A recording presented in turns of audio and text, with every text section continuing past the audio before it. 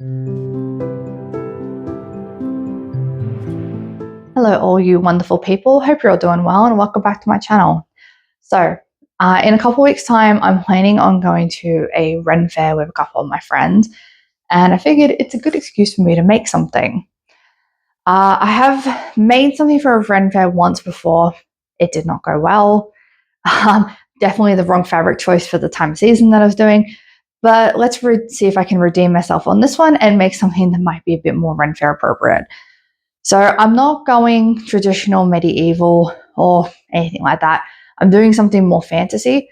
So I'm planning on doing a kind of a swamp witch / forest witch kind of look. So my inspiration for doing this recently is I actually picked up this nice little witch hat, and I thought this would be great to use as kind of the base. And then I kind of built from there.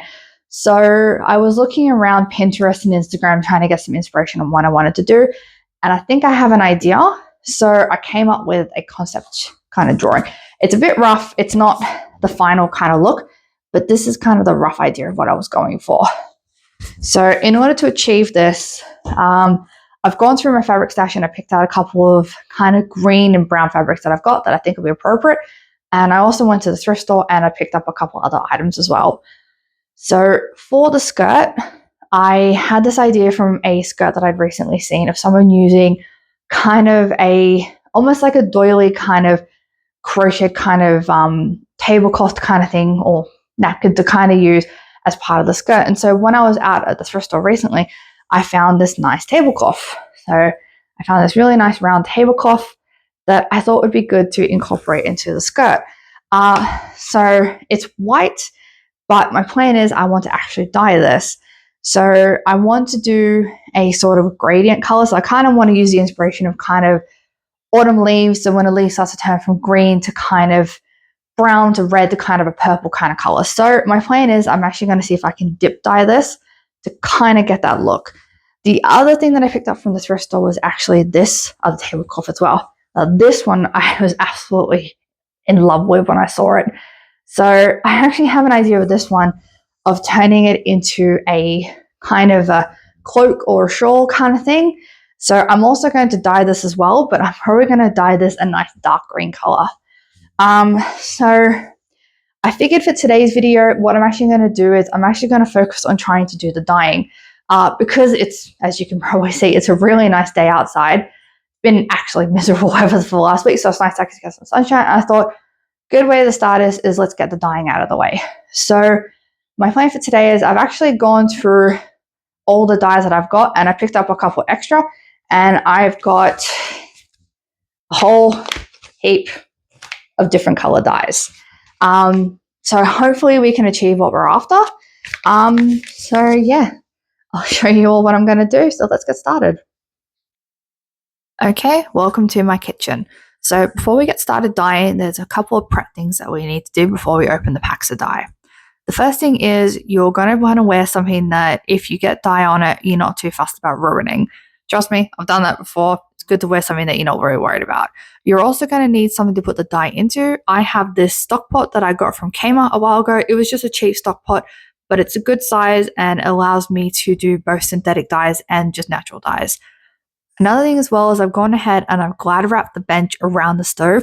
This is just in case there's any splashback from the dye, so you don't end up staining your bench tops. Another thing as well is regarding your fabrics, you're going to want to wash these beforehand and you need to have them damp. They need to be wet when they go into the dye. This just helps penetration of the dye into the fabric. So I'm actually using 3 different versions of dye. I've got RIT, Dye-On, and iDye. I've got these in varying colors. They're all really similar to each other, but do read the instructions on all of these because they can vary in some regards. You're also going to want to read the instructions so you can figure out what other thing you're going to need to add into the dye. So depending on your fabric, depends on what you're going to add into. So because I'm doing cotton, I'm going to need salt. So I just have this bag of cheap table salt that I got from Woolies. So I just add that in.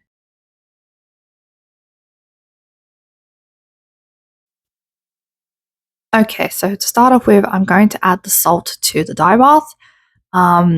I've got this water on the stovetop and I've turned it on. I'm just heating the water up to a roughly, you don't want it to be boiling, but you want it to be a decently hot temperature. I think for the root dye, you need it to be about 40 degrees. So I'm going to go ahead and I'm going to stir that salt in until it's dissolved. Then I can add in the dye.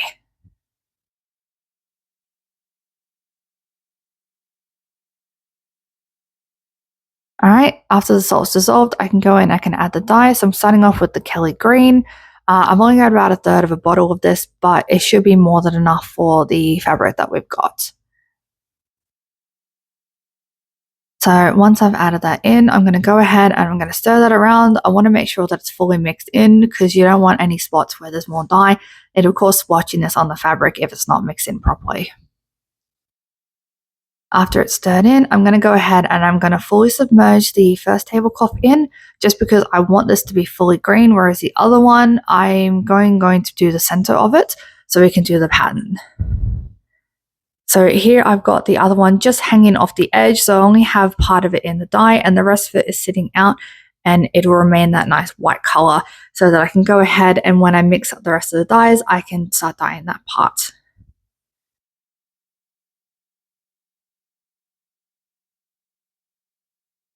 Okay, so these have been sitting in the dye for about half an hour to an hour. As you can see, that's a lovely shade of green, and the other one's good to go. So now that these two are ready, I'm going to take them out, wash them, and then I'm going to mix up the next batch of dye, and I'm going to start dyeing the rest of the other tablecloth. Okay, so here's what it looks like after I've done it in the red dye. The parts where the reds met the green, it's actually made this really nice brown kind of mix, which is really good because it kind of adds to what I'm after for this. And it's not even all the way around, which is also good because, I mean, a leaf doesn't brown evenly. So the next step that I'm going to do is I'm going to do the next part of this in the brown. So I'm going to do the eye dye chestnut brown.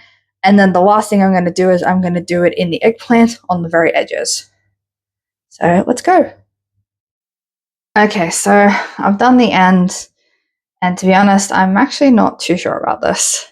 I'm really liking how the red goes into the kind of chestnut, but I'm not really too sure about the green. I feel like it doesn't really go. So my only option for fixing this is to dunk it into a darker kind of color. So I still have the brown on the stovetop, so I'm thinking I might dunk the green to the brown and just kind of see what that'll do. If I had more of the red dye, I probably would have dunked the green completely into the red just to kind of get that color that I had going there.